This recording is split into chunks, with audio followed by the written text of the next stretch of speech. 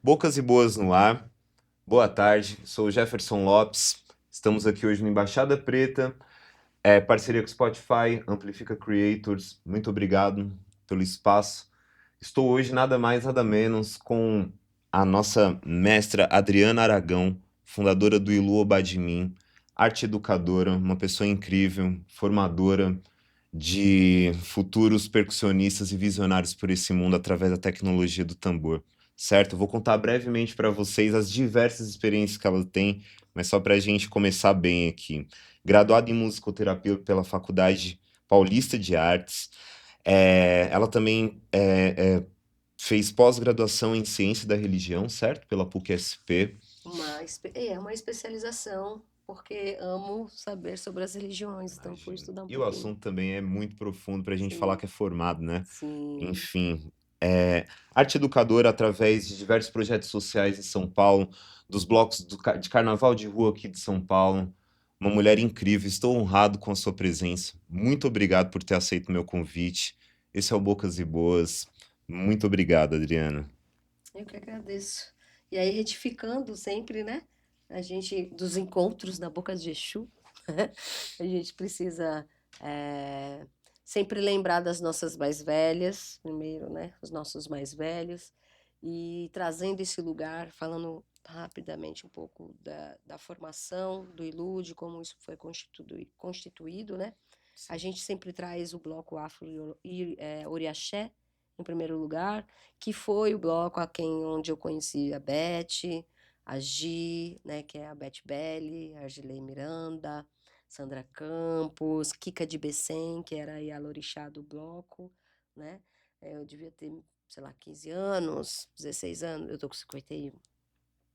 Conheci elas através do bloco, né, indo ali no Bela Vista. E aí, para que a gente lá na frente formasse, pensasse nessa constituição do ILU, do bloco, nós temos como fundadoras eu, né? Aí temos Beth Belli, Gilei Luiza Miranda, Nega Duda, né? Que é a nossa também, uma das nossas cuidadoras espirituais, com toda a experiência dela, né? Do Recôncavo Baiano, né? Aquela que cuida muito e orienta muito. E Mafalda Pequenino, né, que também está ali, que é a nossa diretora artística, né, hoje com uma gama maior, mas a gente sempre remete a... É como o terreiro, né? Você vem de uma casa de axé, aí eu abro a minha casa, eu descendo dessa casa de axé, né? Então, assim, o Ilu, ele é um descendente do Oriaxé, né? Ele é um filho que nasceu dentro do bloco Afro-Oriaxé e que até hoje move numa perspectiva sobre o olhar das mulheres, né? Na Zona Leste, enfim, com Kika de Becém, né? Que é uma mulher Incrível. política. Então a gente nunca deixa. Sempre quando a gente fala do Ilu, a gente fala da onde nos nutriu para poder chegar neste lugar, né? Desse começo de como o Ilu surge em São Paulo, né? E por que da forma dele? Por que só mulheres? Por que Xangô, né? Tudo tem uma explicação, né? E aí a gente vai se alimentando. Então essas fontes que cruzam a minha vida, que cruza a minha vida, que também cruzou a vida da Beth, que também cruzou a vida da Gi. Nós somos as fundadoras que é totalmente ligada à arte, né? Então, nós somos as fundadoras artísticas, né? Como percussionistas, cantoras, compositoras, Certo. e que agregou outras pessoas, porque é isso, o artista ele precisa de outras pessoas para que essas possibilidades e o que precisa ser feito aconteça, né? A Então, engrenagem, né? São vários exato. saberes para que a arte de fato se realize, né? Exatamente. Desafiador, né? Porque é isso, né? O lugar da mulher sempre foi tirado, né? Desse lugar do tambor, né? De, ai, mulher não pode tocar tambor, mulher não pode tocar tambor. Não é bem assim, né? E no A seu gente. caso, como foi o primeiro toque no tambor? Como isso apareceu na sua vida? Foi através de família? Foi algum chamado? Foi criança? Foi mais adolescente? Como foi a trajetória inicial? É totalmente familiar. Porque minha bisa, eu convivi com ela, né? Minha bisavó, que é da parte preta da família da minha mãe. foi uma mulher mucama, né? Infelizmente, né? A última geração do Pernambuco, minha parte materna é pernambucana e meu pai, parte paterna é sergipano. Então eu convivia com esses legados do cachimbo, das rezas, das bênçãos, benzimentos. Eu tive uma primeira mãe de santo que praticamente vivia dentro da minha casa, né? Então, Aqui em São Paulo. aqui em São Paulo, Guarulhos, Ebose, vamos cuidar. E a minha mediunidade é desde dentro da barriga, assim, tipo, eu pequena, eu já sentia, eu perdia a consciência, tipo, enfim, meu pai ficou muito tempo numa umbanda, daí eu ia com ele, e daí tinha toda essa conversa com essa sábia, que era a minha primeira mãe de santo, e que convivia praticamente. Ela fazia parte da família, né? Então ela que cuidava espiritualmente, ela que fazia, ela que orientava, né? Essa coisa da oralidade, de não. Na minha casa, a educação era a gente aprendia escutando, a gente quase não se perguntava o porquê, né? Era tudo na questão ancestral, né? Tipo, essa escuta ancestral. E aí eu sempre fui uma criança muito percussiva, né? O som o som do tambor, ele me toca profundamente, né? A minha ligação com o tambor, ela é muito única na minha vida. Assim, o meu primeiro orixá é o tambor, é a comunicação. Então eu não vivo assim, eu já tive várias questões com saúde também, mas o tambor ele é sempre o que me resgata, né? Então, este lugar de crescer, fui criada por ogãs, né?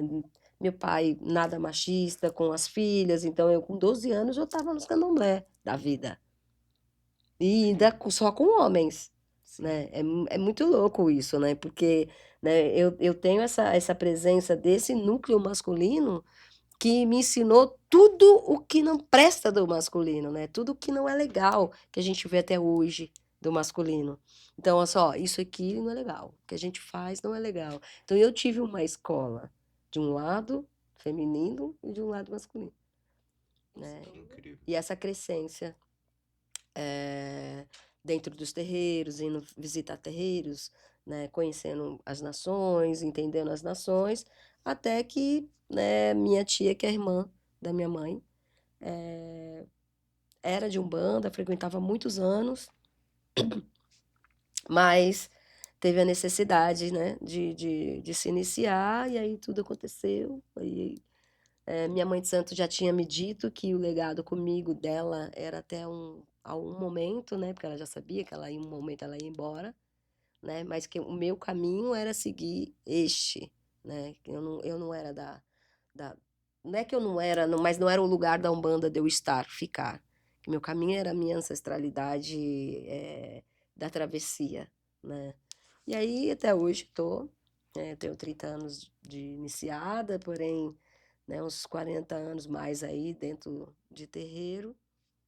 Uma coisa é diretamente então ligada à outra na Sim, sua vida, sim, espiritualidade, sim, sim. vou abranger dessa forma, Sim, sim, supostamente mais culta, sim. espiritualidade e a sua profissão, a sua missão artística, e isso, elas se amarram de uma forma junta, né? Não tem Juntas. uma Adriana sem uma coisa ou sem outra, no caso, Não, né? não tem. Eu posso estar num palco, como, né, Europa, como a gente foi com teatro, né, vários lugares, Itália, Espanha, Eslovênia, Suíça.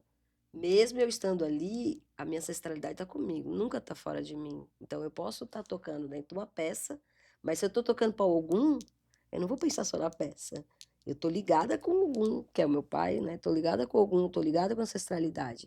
Então eu sempre, já falei em outros podcasts, falei assim, eu estou aqui para falar desse assunto, mas é isso, tipo, meus fios, minhas contas, esse é o meu dia a dia. Eu durmo e acordo com minha ancestralidade. E tratando-se de Brasil, Adriana, com é, todo o preconceito religioso que tem dentro das religiões de matriz africana, isso em algum momento foi danoso para você? Você já sofreu algum tipo de preconceito direto nesse sentido, tanto pessoalmente quanto profissionalmente, no caso? Olha, uma única vez, eu era muito novinha, nessas travessias com os ogãs. né? Eu fui com eles iam muito aqui para perto de São Roque, que eram chamados, né, para tocar. Geralmente era uma tradição você ir para outra casa tocar. E eles me levaram, né? Eu tava com 7 ogãs. E aí chegou nesse terreiro, é, o Babalorixá não permitiu que eu tocasse. E aí todos os ogãs saíram dos ilus e falaram, pô, se ela não vai poder tocar, a gente também não vai tocar.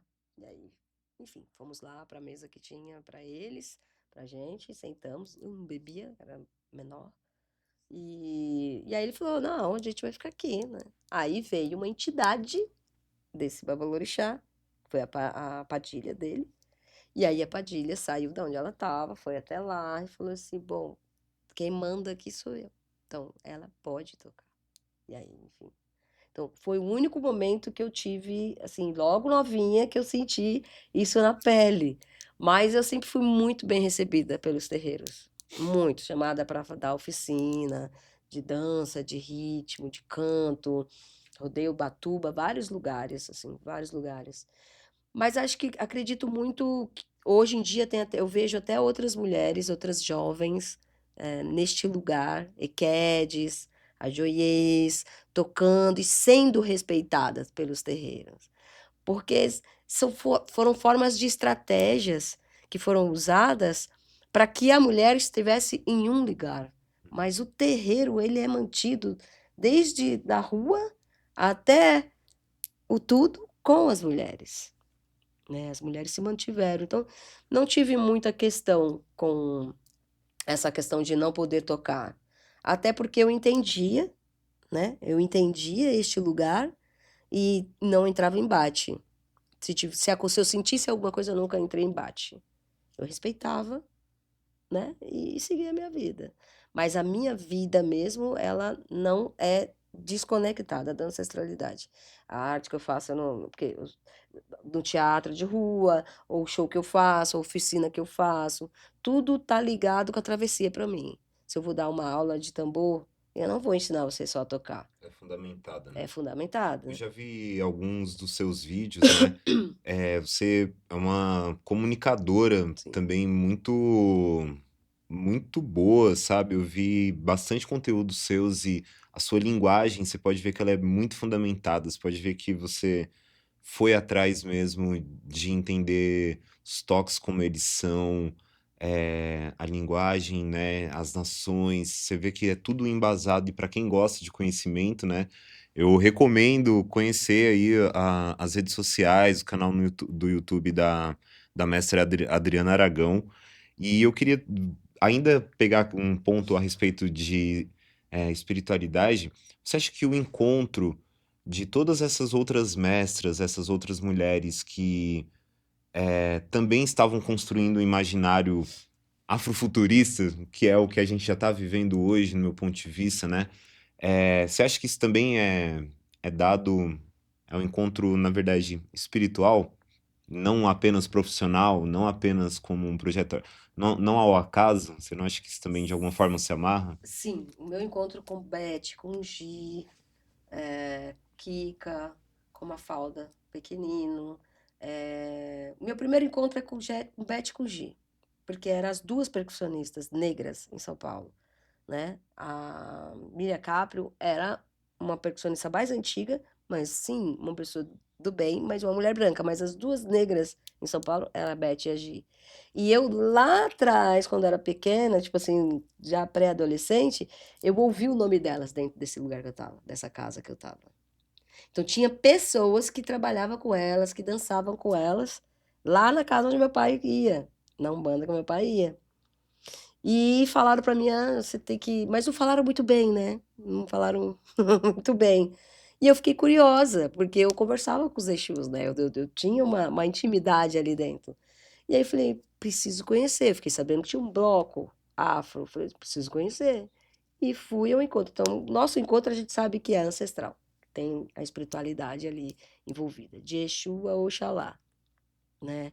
Então foi um encontro muito incrível, né? Porque é isso, né? A Beth e a Gi não são pessoas de dentro do axé.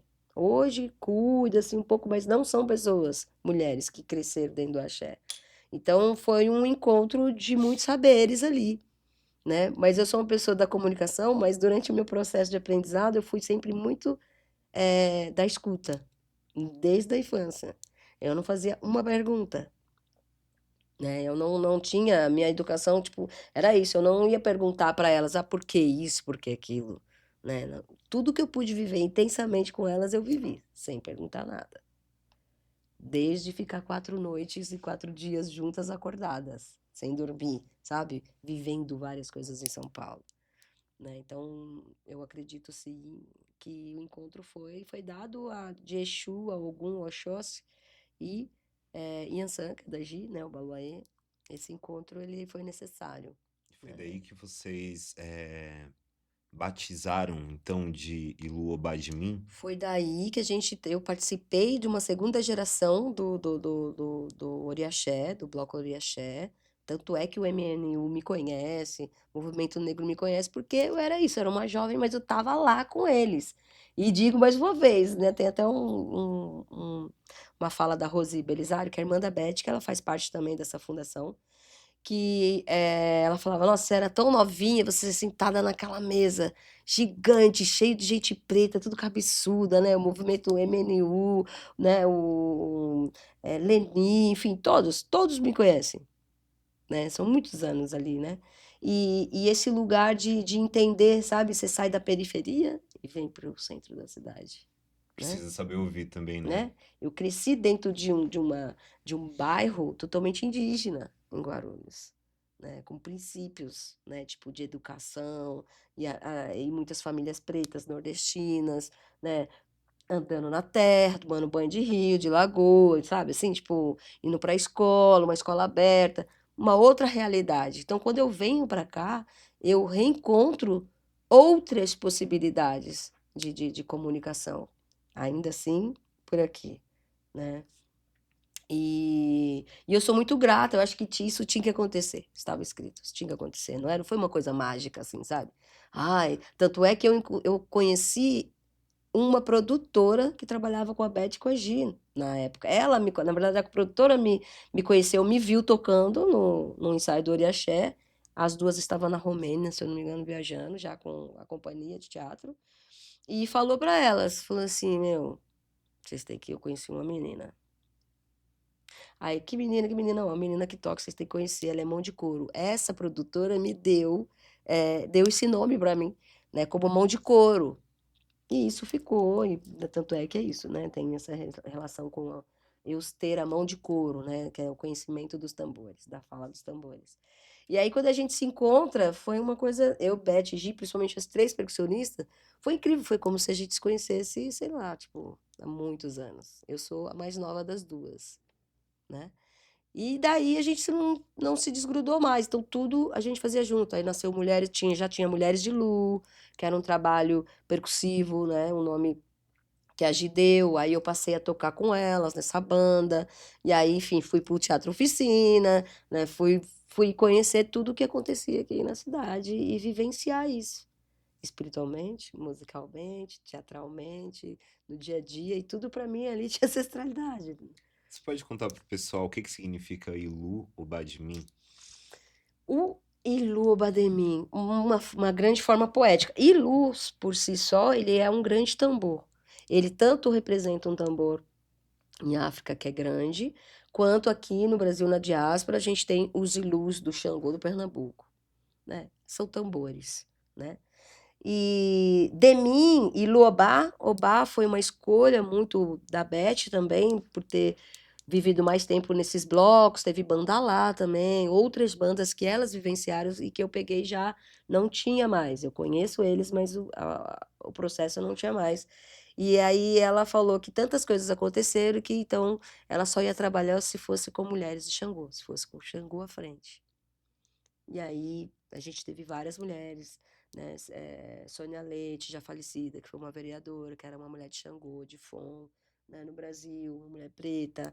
Várias que foram chegando de Xangô. Então, Xangô é para trazer esse lugar da justiça, né? Para firmar esse lugar da justiça. E Demim foi uma forma poética mesmo, né? Tanto é que Deminha é com N, né? Uma forma poética de dizer que são mãos femininas que tocam para o Xangô. Porque Xangô é um orixá de uma vaidade tão grande, né? E de uma beleza tão grande que ele muitas vezes era comparado com mulheres, né? Assim, e tem essa feminilidade também. Então, essa aproximação, e também porque Xangô, ele só come pelas mãos das mulheres, né? Então, o bloco é feminino, né? Então, tudo a Xangô.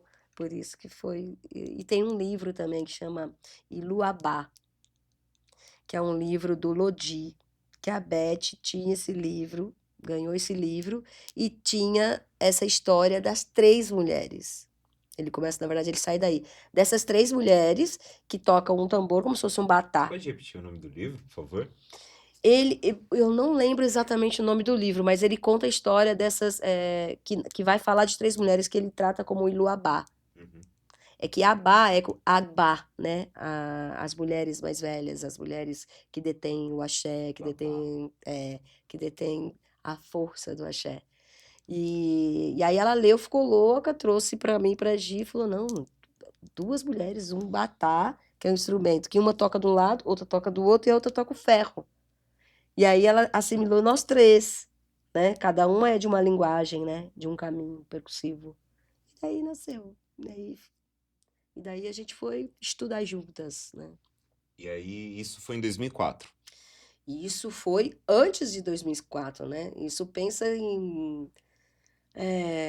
Na verdade, assim, isso começa a se costurar do final dos anos 90 para 2000. 2004 é quando a gente decide, a gente ficou. Vamos pensar que assim, de 2022, 2002 para 2003, 2004. Certo. Nesses aqui, a gente está nessa reformulação. Então, a gente vai trabalhar entre nós Ficar três. 4 horas juntos, né? 4 dias juntos. Muitas horas juntas. A gente vivia praticamente isso, 24 horas juntas. E aí, quando era onde a gente pensava, onde a gente ia se divertir, onde a gente ia ouvir outro som, tipo de outro som. E aí, quando a gente se junta mesmo, aí já é meados de 2023, e aí surge o livro e a gente para e fala, não, agora. Porque a Beth e a Gi, elas são da percussão, mas elas não tinham ligação com o candomblé. Então elas conheciam dois ritmos, Jexá, um Vasse de Ogum, mas elas não tinham conhecimento do ritmo todo, né? Aí chega eu, né, com conhecimento desses ritmos, e aí a gente mergulha nesse nós três ali para poder passar para elas e a gente fazer as divisões para fazer isso no bloco, Sabe o né? que eu tô pensando aqui, Adriana? É que a gente tá falando do Ilu, mas tem muita gente que eu imagino que não conhece. Sim, E eu tô muito pensando nessas pessoas, porque sim. pra quem já conhece, falta palavras pra explicar. Eu acho que assim, vocês tradicionalmente abrem o Carnaval de São Paulo na primeira sexta-feira, certo? Sim, nós somos o único bloco permitido a sair na sexta-feira, abrindo o Carnaval de São Paulo. Na Avenida Ipiranga. É. Teve no Paissandu durante um A tempo gente também, né? começou na Marechal Quedinho. Lá foi onde tudo começou. Uhum. E aí o Ilu começa a crescer, e aí os perigos, por causa das pontes, né? Enfim, foi uma decisão nossa, foi junto com a polícia na época que acompanhava a gente. Começou a ficar muito cheio, e aí a gente teve que sair de lá. Então a gente foi migrando, conforme ele foi ficando grande, crescendo. Cada vez que ele crescia, a gente tinha que pensar numa estratégia de como. Aí agora que tem já, né, vai fazer 21 anos, tem um lugar aí também dentro da relação da política, do poder ali, para que a gente possa sair e dar uma segurança mínima para o público, né? Porque você começa com 30 mulheres e hoje você tem 450, né? É Nossa. muito diferente, né? Tipo, esse crescimento, ele vem, assim, de uma forma que até a gente ficava assustada, né? Tipo assim, não, tem 100 agora. Não, agora tem 200. Não, agora tem 250. Não, agora tem 450. E como que é aquela sexta-feira, assim, os preparativos, o, como posso explicar a energia ali? Como que é? É ansiedade? É uma coisa já que vocês, agora, depois desses 20 anos, já conseguiram entender como funciona, mas é porque é muito forte, né, a coisa. É muito forte. O Ilu, ele cresce, né? essa é muito boa essa sua pergunta, porque assim, o Ilu, ele cresce muito e a gente vê necessidades. Então, hoje a gente tem uma irmandade de lideranças. Nada é decidido sem a gente ter uma reunião com todo o corpo de liderança, que daí umas 20 e tantas mulheres, né, que representam essa. Então, a Beth está como presidenta, né, do bloco, mas a gente tem, por exemplo, ontem mesmo a gente estava numa reunião resolvendo várias coisas, né, e saímos, sei lá, sei quase 11 horas, né, do centro ali, do espaço da Luana, que a gente estava fazendo para pensar, né, nos ensaios. Então, a gente já não tem mais, sábado, domingo, não tem mais. É Imagino. isso, é um mergulho, né? Não tem como. Então, a gente se fala todo dia, a gente tem o grupo, a gente conversa, aconteceu alguma coisa, a gente tem que, se tiver que chamar, né, a liderança toda, a gente vai reunir a liderança toda para poder. Então, não tem uma decisões, as decisões elas são dentro desse clã feminino que vai decidir e ver a melhor forma que a gente pode fazer. E a saída na sexta-feira, ela é apoteótica, né? Porque ela é única, né? Ela é única. Sexta-feira de Oxalá, a gente abrindo o carnaval nas ruas da cidade de São Paulo, né? Aonde tinha tudo você via nas ruas, né? A gente tem muitas experiências da rua, muitas. É, boas, é, atropelos, o povo da rua, né? A gente se preocupa com isso politicamente, cadê as pessoas que estavam na rua? Então tem, não é só o Ilu sair, né? Move-se muitas energias ali, né? E aí, cuidar espiritualmente, né? A gente cuida, tem lá, né? Os zeladores da minha casa que cuida do bloco, né? A gente alimenta Exu, a gente alimenta, né, nossas ancestrais, para que as coisas ocorram minimamente ali saudável, né? Ele é muito gigante, né? O Ilu, ele tem muitas vertentes, né? É educação, é arte, é cultura, né? Então, a gente hoje trabalha, consegue trabalhar bastante com o foco que o Ilu tem, mas as demandas são grandes, né? São grandes. E a matéria física sente também, né? Então, Sente bastante também. e Mas você comentou. é só para finalizar, para a gente, não é a gente só falando, para toda a sociedade que acompanha o Ilu, sexta-feira é o ápice, né? É a abertura Eu tô arrepiado aqui, considerada. só de falar. Eu acabei de lembrar agora de um momento assim específico, né? Porque você, além do tambor, você também canta muito bem. Uhum. E quando. O que me arrepiei agora é de lembrar de quando você tá chegando, escutando de longe. Quando você desce do metrô, assim, ali está vindo de longe, e aquele negócio já dá um. Porque começa uma voz, né, uma puxadora, trazendo o tema, né, e depois, quando entra a bateria, quando entra todo mundo, aquilo mexe o mundo. Em algum dado momento, aquilo move o mundo para uma coisa muito mais forte, mais sincera ali que rola, né? E agora minha pergunta seria o seguinte: você comentou o lance que tudo que vocês decidem hoje em dia é de forma coletiva, ainda respeitando, claro, essa esse respeito com vocês como fundadoras, Sim, enfim. sim. Mas eu vejo que vocês, a cada ano, vocês homenageiam uma figura, uma ancestral ou alguma personagem né, que vai guiar o enredo de vocês. Como que vocês tomam essa decisão, assim? Qual que é o critério para ser uma homenageada do Ilu?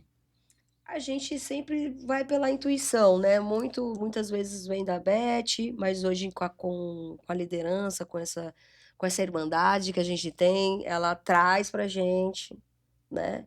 Esse lugar de pensar.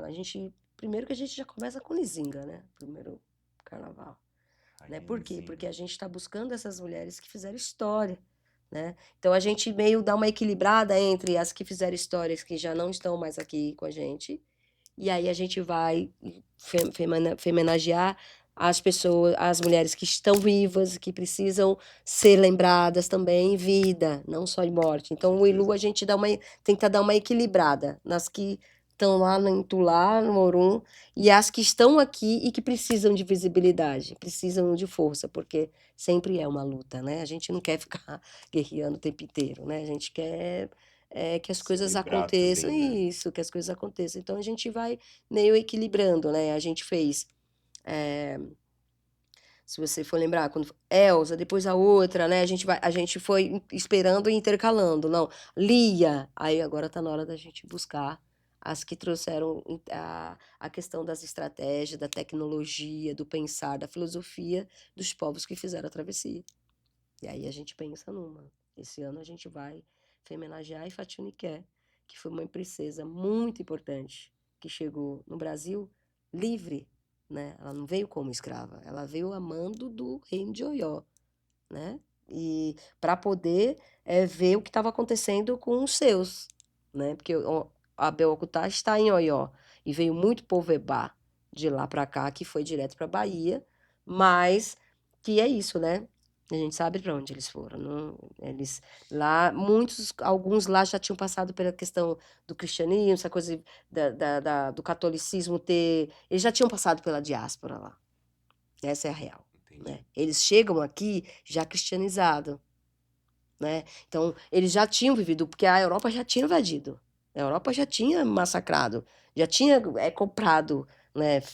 Feito acordo com o rei do lugar para poder comprar os negros, troca de arma, né? Na época. Então, eles chegam aqui já com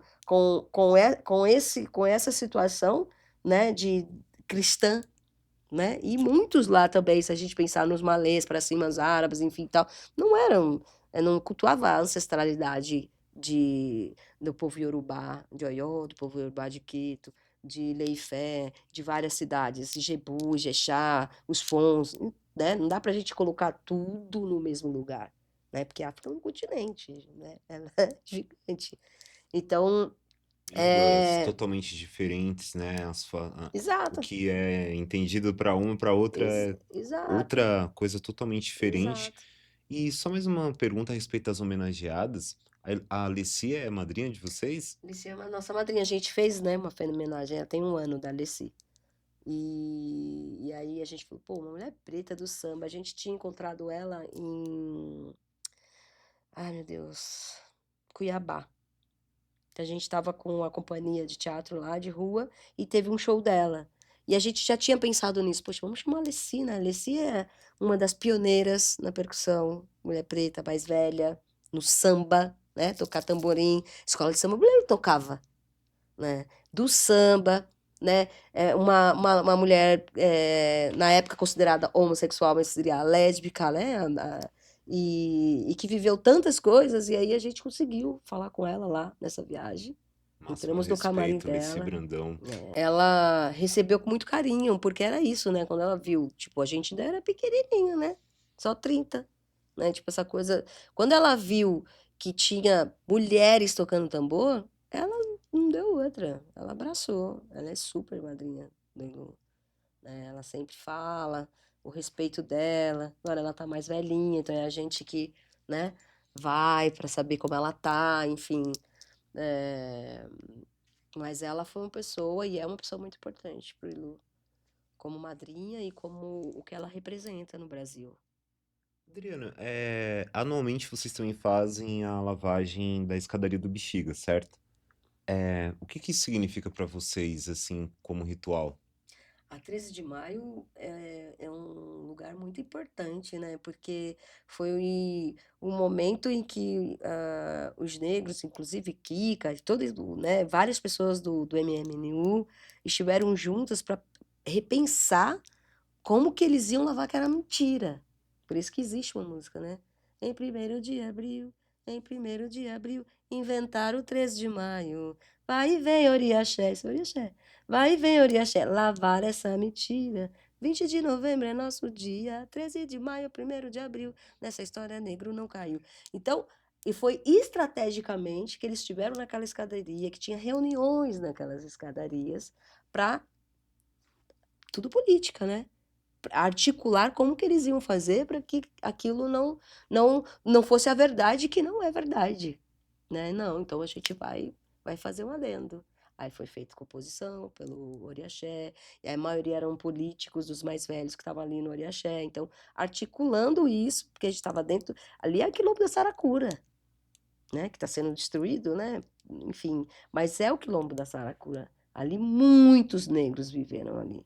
muitos, Para quem não é né? de São Paulo, a Adriana tá falando ali da parte do Bexiga, do Isso, Bela Vista, do Morro do Saracura, né? Da Baixada, alguns chamavam de Largo, né? Também, isso, Largo. Largo, boa. Então é as cidades do Brasil todo, mas vou falar aqui de São Paulo, elas são engolidas, né, por diversas obras e interesses aí que apagam toda uma história, mas até onde eu sei, a escadaria do Bexiga ali é tombado, não vão derrubar, e ainda mais depois do ritual que vocês celebram junto a esse contexto histórico, é um local que, se depender de mim aí, a gente tem que cuidar de todas as formas, porque são locais de resistência, saca? Sim, E independente dos interesses alheios, eu acho que esse tipo de movimento traz respeito, traz legitimidade, né, para todo um futuro.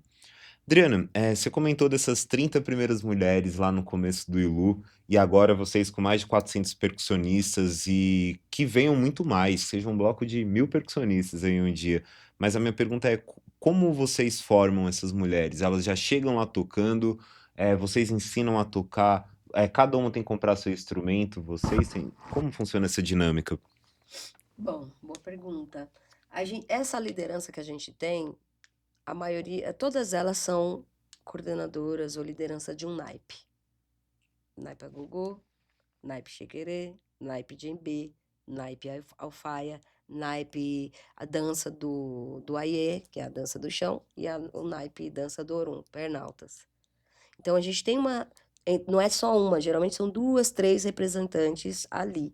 Então a gente passa para essas, né, lideranças o que vai ser, né? Elas estão sempre juntas nas reuniões, mas a questão prática a gente passa e elas repassam, vão multiplicando para essas pessoas.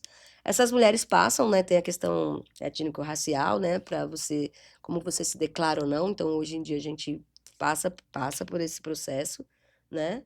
Porque infelizmente ainda tem um lugar que assim, eu não estou aqui para falar mal do povo branco, mas esse é um lugar das mulheres negras, então passa por isso. A gente tem uma equipe de mulheres mais velhas, né, políticas e que entendem desse lugar e que fazem essa parte com muita maestria, né? E aí é a oralidade, oralidade.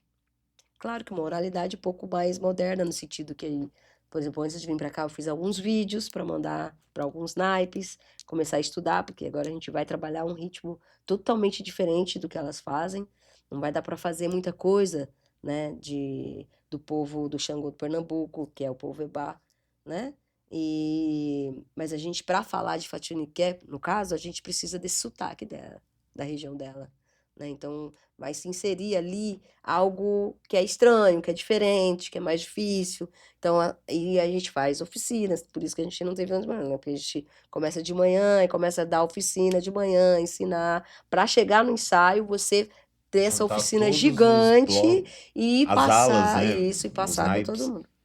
São processos Ou internos. seja, então tem supostamente diretoras de alas que É, recebem então essa pesquisa que vocês fazem baseado no tema do sim, enredo, né? sim.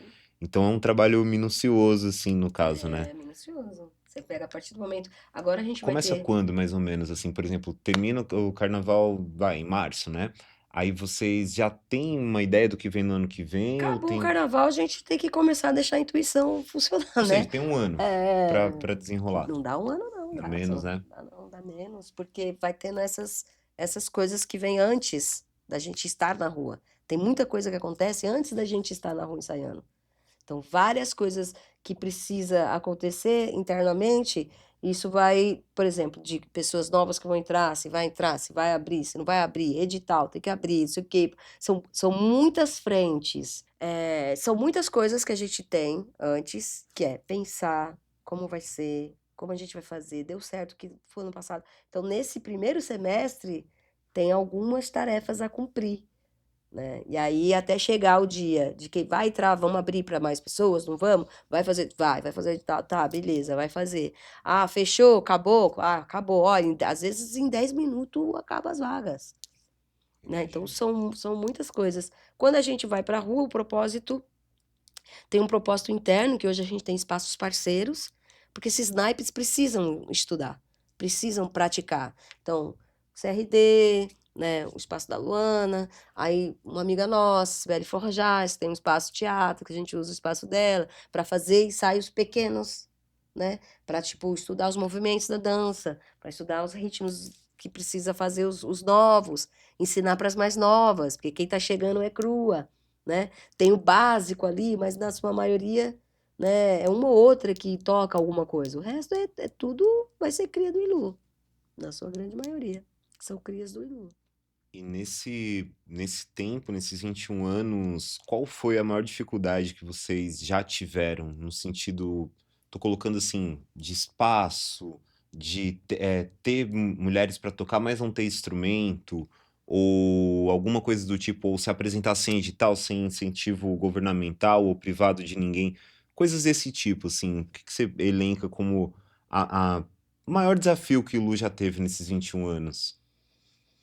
Ah, o grande desafio começa quando a gente começa do zero e sem nada, né? Sem nada que eu digo assim, sem esses recursos, né? A maior dificuldade que a gente teve foi de como que a gente vai trazer as mulheres pretas para cá.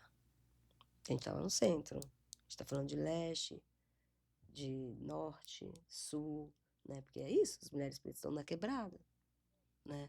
Então a nossa preocupação e dificuldade na época era de como, porque a gente também não tinha edital, né? Não tinha, não tinha subsídio para poder falar assim, não, a gente vai ter um dinheiro, a gente vai, né? A pessoa que quiser vir, a gente vai, né? Manter essas pessoas para virem. E a questão também teve um ano, né, Banda do Candinho, vocês conheceram a Banda do Candinho? Não conheço. Não.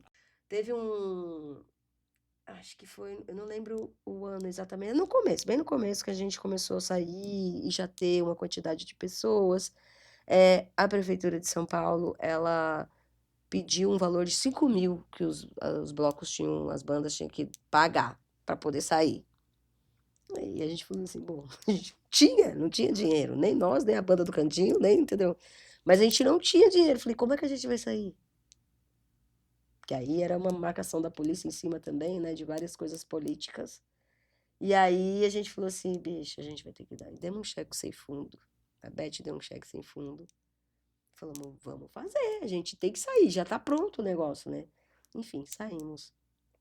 Mas no mesmo dia, o finado Emanuel, do Museu Afro-Brasileiro, ligou pedindo para que a gente fosse tocar para a obra do Verger, tinha acabado de chegar no museu. E o cachê era 5.000. Então, se a gente, numa dificuldade, não entendesse o que é ancestralidade, espiritualidade, a gente pararia por ali, entendeu?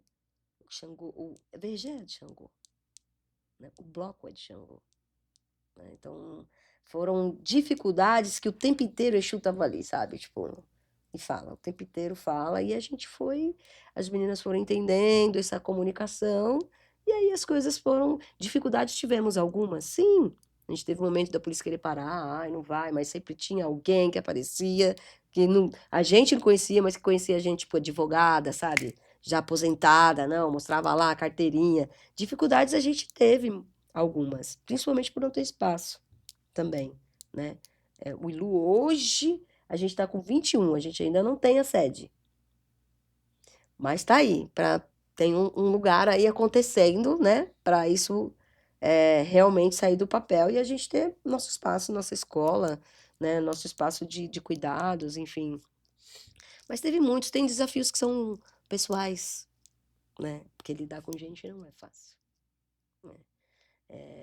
Você tem que se abrir para entender essas coisas. Então, assim, são muitos desafios, são pouco. Pensa que. Aí eu sempre falo numa das reuniões, eu falo assim, gente, não é fácil lidar com família. Vai ser fácil lidar com 450 mulheres? Não vai. Então a gente tem que ter sabedoria, buscar sabedoria, paciência. Vai errar? Vai, em alguns momentos. Vai se E para os perder. próximos 20 agora pela frente, o que que você deseja, assim?